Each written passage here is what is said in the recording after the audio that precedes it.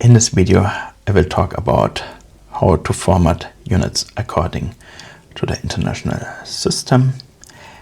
And the most important document, it is the SI Brochure published by the BIPM. And if you just want to read the English version of the document, then use this link. And it comes as a PDF with the title The International System of Units, and it gives all the information related to the SI system. So now I will go quite fast through the beginning, and if you want to learn more about the SI system, then let me know in the comments. And we will focus on how to properly format the units, and then also in the end I will give you a link to a checklist where you can then find more details on what is important. So here comes the defining constants for the different units. And then here comes the base units. So each unit has a symbol, and the symbols, they are printed in an upright font. And then comes all the definitions. And each quantity can have a combination of the different units. And one special unit, it is the one which is the neutral element of all units. And this represents then just pure numbers. For example, the angle can be such a number, or the ratio of two quantities. And this is also covered by the SI system.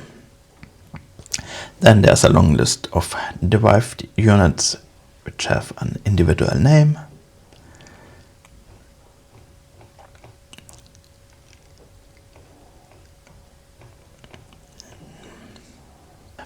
Decimal multipliers for the SI units, so the typical kilo, mega, giga, and this list has been expanded since the last revision. So nowadays there's also defined prefix rona and queta for very large numbers. And for me it was quite interesting because I have never heard this prefix before, and I would not even have guessed that it is an SI prefix nowadays. And when it comes to a prefix and it is combined with a unit symbol, this gives a new inseparable unit symbol. So this also means that there is no space between and that you cannot separate it. And the same then also applies if you spell the unit, and then it is spelled as a single word. And of course each unit can only have one prefix. And prefix symbols, they cannot combine with the number 1. And special historic note is that the kilogram, it is the SI unit which has the kilo prefix in it, but for all other units it is based on the gram. So 10 to the power of minus 6 kilogram, it's written as milligram. And there are non-SI units which can be used together with the SI system, and for example that are the minute, hour and day. What is interesting, that the year, it is not listed here. And then the liter symbols, and also logarithmic quantities like the decibel. And for the decibel, it is important that you always refer to the reference value. And now we come to chapter 5 about how to write unit symbols. So unit symbols, they are typeset in an upright font, no matter how the surrounding text looks like, and they are usually printed as a lowercase letter, but if they are derived from a proper name, then an uppercase letter is used. So that, for example, applies for the volt, ampere, Kelvin, and so on. For the symbol for the liter, it can be either capital L or lowercase letter L, and this is to avoid confusions. If there's a multiplier or sub-multiple prefix present, then this is attached to the unit symbol without a separator, and this forms then a new symbol, so it cannot be separated.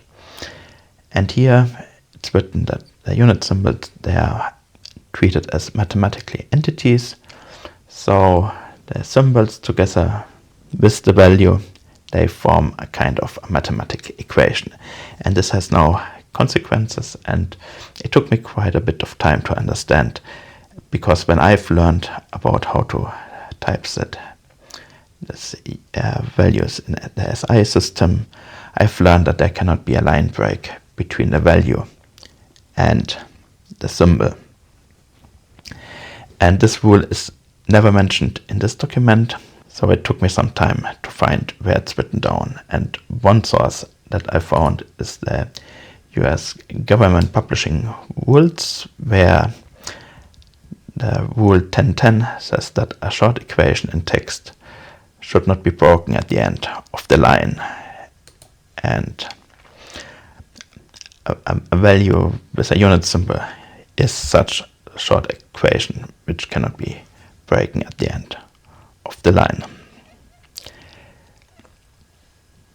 So the unit symbols, the normal rules for the multiplication are used, and this multiplication is indicated either by a small space or by a centered dot between units.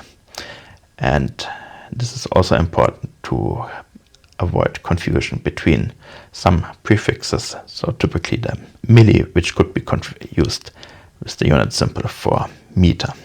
And if you divide units, then this can be done with a solidus, but only one per equation, and if there is some confusion, then brackets should also be used, and it's not allowed to use any other symbols beside the SI system.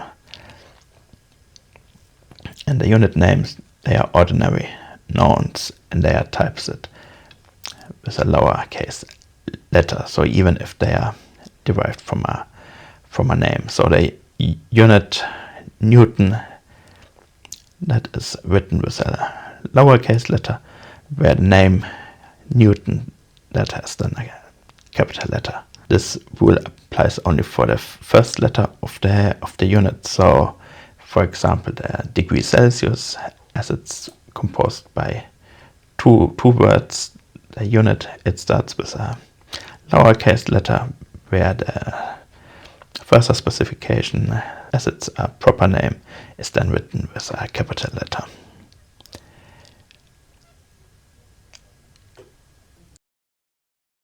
Yeah, here again, symbols, they are mathematical entities, so you can form products and divide by them, and this can be used, for example, if you have a symbol and you can divide it by the unit and then get a pure number, and this can be then used to list, for example, values in a table, or also to label diagrams, so that you have here on the axis pure numbers. The symbols, they cannot be altered, so there now additional information can be attached, so it's not allowed to have construction like V max or ratio weight by weight, and that should be all converted into your variable or into the text, so that you talk about mass fraction. So the space between the number and the unit that symbolize a multiplication. Then for the degree for an angle, it is that there's no space, because that are mathematically numbers. And for the symbol degree Celsius, then as it's an SI unit, there's a space before that unit. And this space is also present if the quantity is used as an adjective like here. But if the unit is spelled out, then the usually grammar applies. And each expression can only have one unit, so it is this, because here the space would even indicate a multiplication. So there would be only the possibility to put here a plus sign, and then it is two lengths which could be added. About the decimal marker, that can be either the point or the comma, and that depends on the language and on the context. And if the value is between +1 and -1, then there should be a 0 before the decimal marker, so it should be here 0 and not omitted, so that it's not so easy to miss this decimal marker. And it's also possible to group the values in group of 3, but then it can be only done by a space to avoid confusion between different decimal markers. And this rule can also be altered, that in case if there's only 4 digits, that this can be treated as an exception without an additional space. Okay, about how to report uncertainties, I think that is a separate video. And then for the units, the normal multiplication and division rules applies, so there are different types written here, and that is also possible, but here it must be made sure that no confusion occurs. If you multiply two quantities, that can be either done by using the cross or as a space.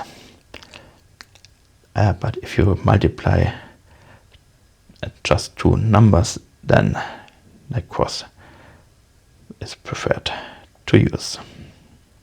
Now, if you want to get help with typesetting and using LaTeX, then I can recommend the siunitx packet, because that will manage most of the typesetting for you, so that you get consistent results. And if you are working online or with other typesetting programs, you can look on this website, as here many useful Unicode characters are described and how to use them. And then they have also a nice checklist what should be considered when you are working with the SI units. And then, for example, they have here also the rule about how to use brackets correct. So here again, if you have, for example, ranges, then if you have just values, there should be a bracket, or then also for specifying values and ranges, and it's not allowed to have just a plus sign. I have probably also violated this rule in the past. Yeah, so this was a short overview over how to format SI units.